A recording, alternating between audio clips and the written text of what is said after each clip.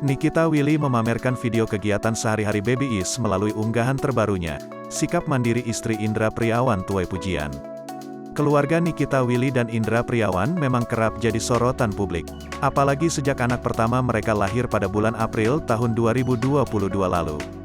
Anak Nikita Willy dan Indra Priawan bernama Isa Sander Joko Sutono atau akrab disapa Baby Is. Memiliki ibu seorang artis dan ayah seorang pengusaha, Baby Is juga disebut sebagai salah satu bayi sultan di Indonesia.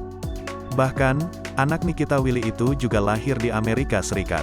Terbaru, perempuan berusia 28 tahun itu mengunggah kegiatan sehari-hari sang anak.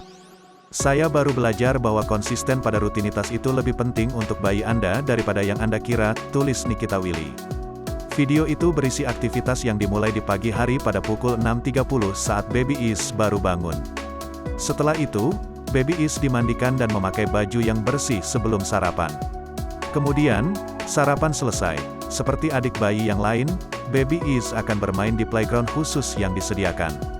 Istri Indra Priawan itu juga tampak mengecek diaper milik anaknya dan mengganti ketika sudah penuh.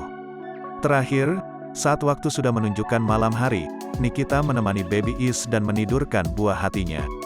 Dalam video itu, terlihat Nikita mengurus buah hati tanpa bantuan babysitter.